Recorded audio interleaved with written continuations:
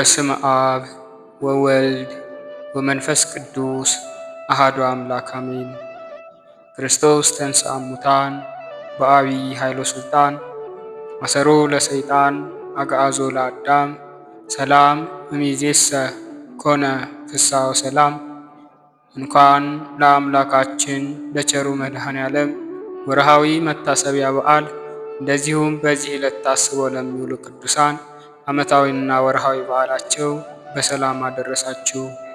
ከዚህ በመቀጠል በሚያዝያ 27 ቀን የሚጸለይ የአምላካችን የመድኃኔዓለምን ድርሳን እንደሚከተለው እናሰማለን። አንድ አምላክ በሚሆን በአብ በወልድ በመንፈስ ቅዱስ ስም አምነን ሦስትነትን ያለማስቀደም ያለማስከተል የመድኃኔዓለምን ድርሳን በእግዚአብሔር ስም እናነባለን።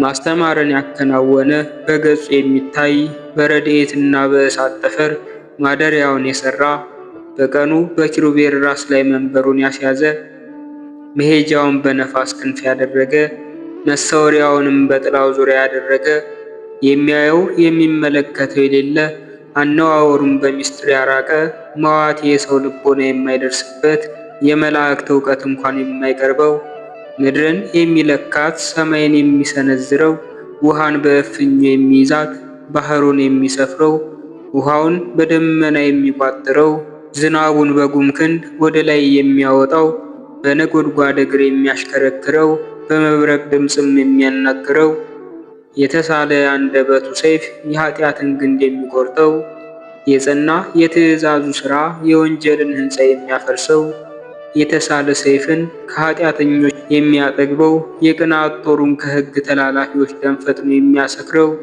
ደረቁን ከእርጥቡ ጋር አንድ ያደረገው ዋዕዩን ከቁሩ ጋር አንድ ያደረገው የሚወደው አዳምን በምሳሌው የፈጠረው ቅን ፈራጅ ትዕቢተኛውን የሚያዋርደው የተዋረደውን የሚያከብረው ንስሐ የገባውን ይቅር የሚለው የሚያገለግለውም የማይንቀው የሚከተለውንም የሚምረው ቸል የማይለው ዓለም የማይወስነው ግሩም ንጉሥ የዓለም ዳርቻ መሸከም የማይችለው አስደናቂ ሥራው በመናገር የማይፈጸም ልዩ ምስጢሩም በአድናቆት የማይፈጸም ነው።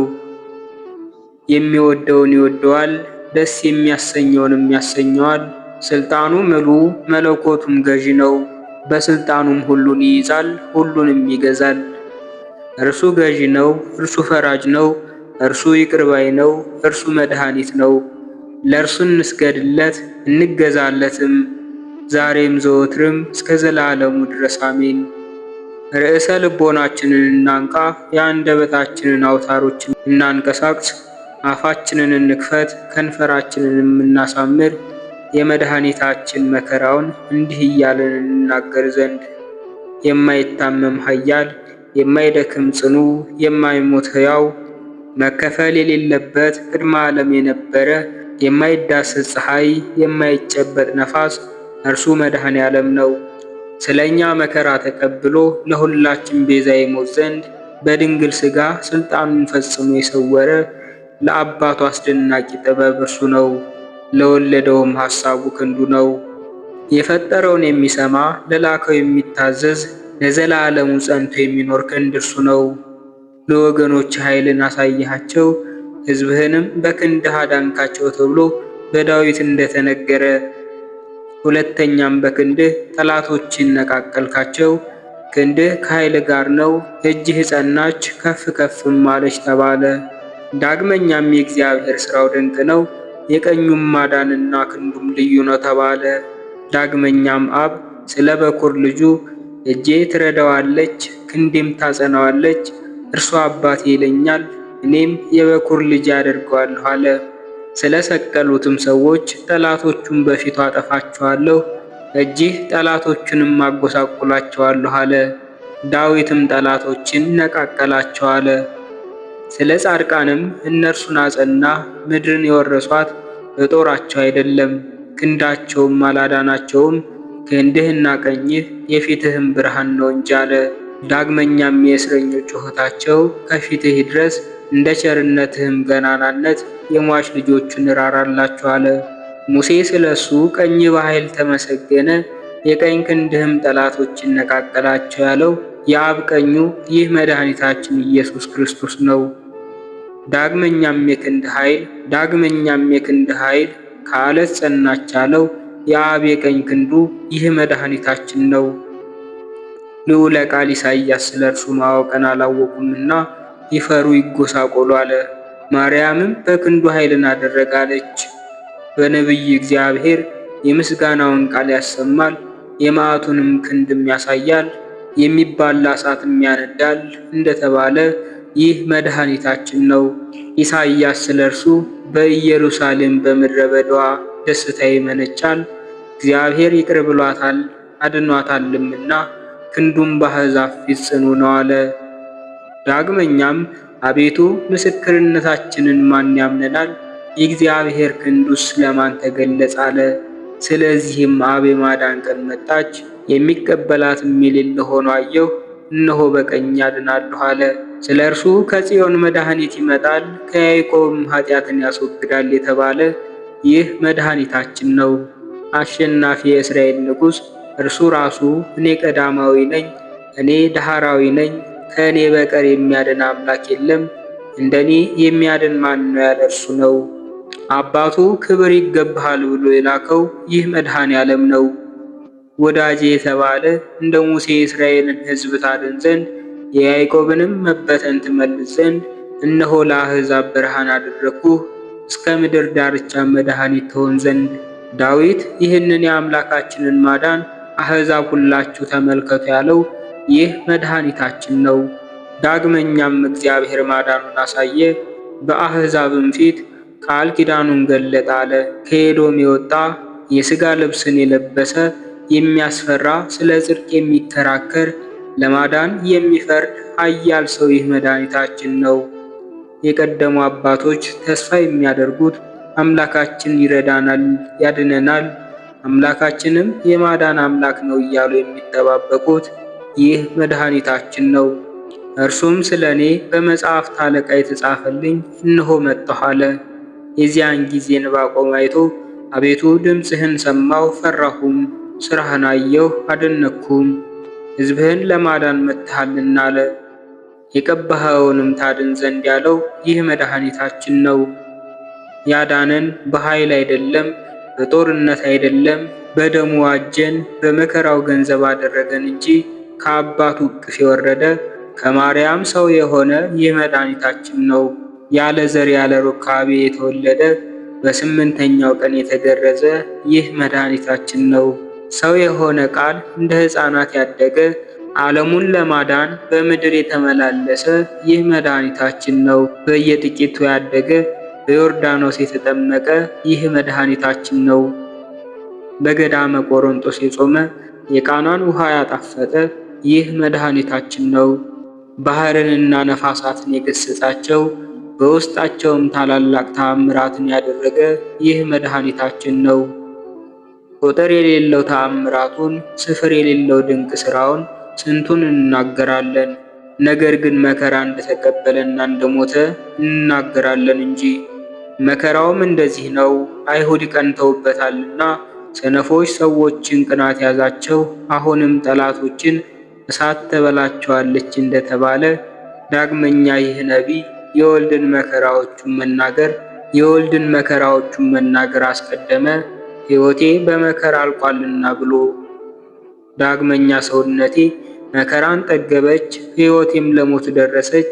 ፈጽሜም ታመምኩ። መከራዬን የሚወዱም ከንቱ ነገርን ተናገሩ፣ ሁልጊዜም በአደባባይ ይፈትኑኛል።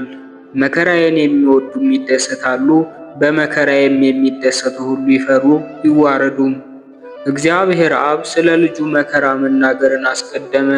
ወዳጄ ልብ ያደርጋል፣ ከፍ ከፍ ይላል፣ ይከብራል፣ ፈጽሞም ይደሰታል። አርአያው ከሰው የተለየ ከሰው ልጆችም እንደሆነ ስለ እርሱ ብዙዎች እንደሚያደንቁ ብዙዎች እርሱን ያደንቃሉ።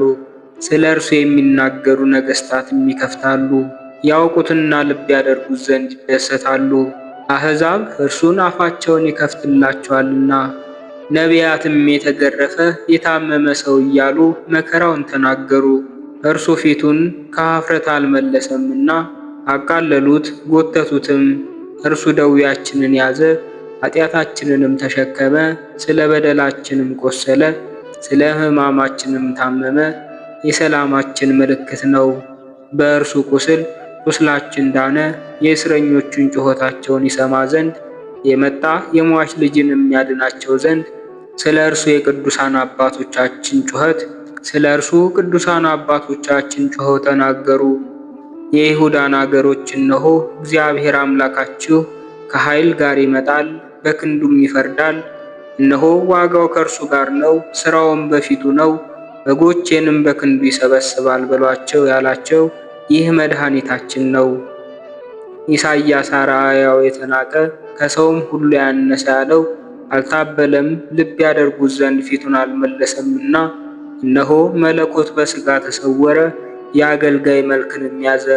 እንደዚሁ እኔ በሰው ዘንድ የተናቅሁ ነኝ፣ በሕዝብህም መካከል የተዋረድኩ ነኝ፣ የሚያዩኝ ሁሉ ይጠቃቀሱብኛል ብሏልና። ይህ የሆነው ሁሉ መድኃኔ ዓለም ያደረገው ነው።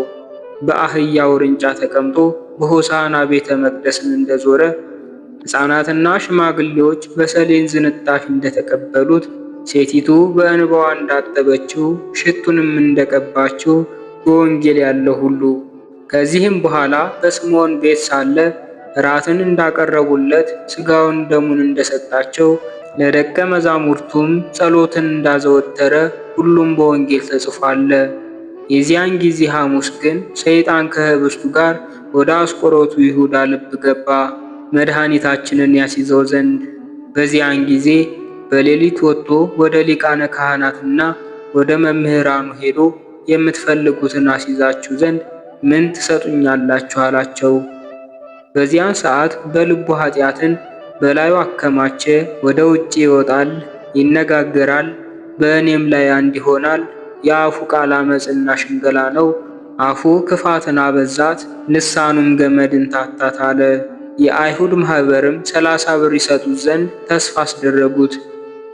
በዚያን ሰዓት ይሁዳ ወታደሮቹን ወሰዳቸው። ብዙ ወንዶች ሰዎችም ተከተሉት። የሹግ መብራትን የያዙ አሉ፣ ፋኖስንም የያዙ አሉ፣ ሰይፎችንም የመዘዙ አሉ፣ ጦርንም የያዙ አሉ፣ ገመድንም የያዙ አሉ። እየቸኮሉና እየተፋጠኑ ሄዱ። የጻድቅን ነፍስ ያድኗታል፣ በንጹሕ ደምም ይፈርዳሉ የሚለው ትንቢት ይፈጸም ዘንድ። መድኃኒታችንም በጌቴሴማኒ በተክል ቦታ ከደቀ መዛሙርቱ ጋር ነበር። ወደ እርሱም በደረሱ ጊዜ ይሁዳ መምህር ሆይ እንዴት አለህ አለው። መድኃኒታችን ኢየሱስ ክርስቶስም የሰውን ልጅ በመሳም ታስይዘዋለህን? ከጠላት መሳም የወዳጅ መምታት ይሻላል ብሎ መለሰለት። ይህንንም ብሎ የከበቡትን ማንን ትፈልጋላችሁ አላቸው። እንዲህም ሲላቸው ወደ ኋላቸው ተመልሰው በምድር ላይ ወደቁ። መድኃኒታችንም አቤቱ የሚያሰቃዩኝ ምንኛ በዙ፣ ኃጢአትን የሚያደርጉ ብዙዎች በላዬ ላይ ቆሙ። እነሆ ነፍሴን አድናት፣ ኃይለኞችም በላዬ ላይ ቆሙ። አቤቱ በበደሌም አይደለም በኃጢአቴም አይደለም፣ ያለ በደል ሮጥኩ አቀናሁም እንጂ። ብዙ ውሾች ከበቡኝ፣ የሰቡ በሮችም ያዙኝ። በደልንም በእኔ ላይ መለሷት፣ ያጠፉኝ ዘንድ በእኔ ላይ ተነሱብኝ አለ። ይህንንም ብሎ በፊቱ የወደቁትን በእርሱ ላይ ፈቃዳቸውን ይፈጽሙ ዘንድ አነሳቸው። ይህ ሁሉ የሆነው ጲላጦስ እንደጠየቀው መድኃኒታችን እንደገሰጸው ደቀ መዛሙርቱም እንደሸሹ በወንጌል ተጽፏል። ከዚህም በኋላ ወታደሮች መድኃኒታችንን ያዙት፣ እጁንም የኋሊት አስረው ወሰዱት። ሲወስዱት በመንገድ እየጣሉ በእግራቸው ይረግጡት ጀመር። መድኃኒታችንም እህሌን የበላ ተረከዙንም በላይ አነሳለ። የሚከቡኝ የሚያሰቃዩኝ ብዙዎች ናቸው ያለው ይደርስ ዘንድ እያሰቃዩት ወደ ሊቀ ካህናቱ ወደ ቀያፋም ወሰዱት። ወደ እርሱም በደረሱ ጊዜ ያዛችሁትን አላቸው። አዎን ያዝነው፣ እነሆ ከዚህ አለ አሉት። እናንተ የሰይጣን ልጆች እንዴት ያዝነው ትላላችሁ? ዓለሙን ሁሉ የያዘ ዓለምን ሁሉ በንፍር ውሃ ያጠፋውን እርሱን መያዝ ቻላችሁን? የሰዶምና የገሞራን ሰዎች ያነደደውን እንዴት ያዝነው ትላላችሁ? የሰናዖርን ግንብ ያፈረሰውን እንዴት ያዝነው ትላላችሁ? የፈርዖንን ሰራዊት በጥልቅ ባህር ያሰጠመውን እንዴት ያዝነው ትላላችሁ? በአንድ መልአክ ሰይፍ የዳዊትን ሰራዊት የመታውን እንዴት ያዝነው ትላላችሁ? በሕዝቅያስ በቤቱ ዙሪያ 18 እልፍ ከ500 የሰናክሬም ሰራዊትን ያጠፋውን እንዴት ያዝነው ትላላችሁ? ሰማይን የዘጋ በነቢዩ በኤልያስ ፊት 100 ሰዎችን የጣለውን እንዴት ያዝነው ትላላችሁ? ታላላቅ ነገሥታትና ከእነርሱ በታች ያሉ ኃያላን መኳንንቱን የገደለውን እንዴት ያዝነው ትላላችሁ?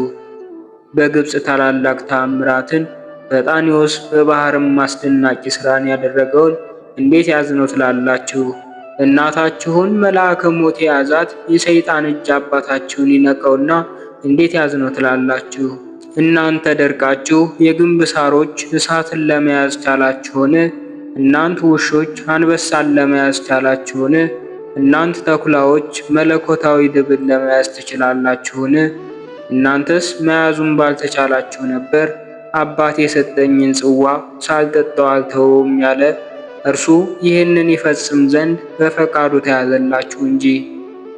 ስለዚህም ነገር ኖላዊ ጠባቂውን እገድላለሁ፣ በጎቹንም እበትናለሁ እንደተባለ በጎቼ ሸሹ አለ። ሰውነቴን ለበጎቼ ቤዛ አሳልፌ እሰጣለሁ ያለውን ይፈጽም ዘንድ ባሪያ ጌታውን ሸጠ።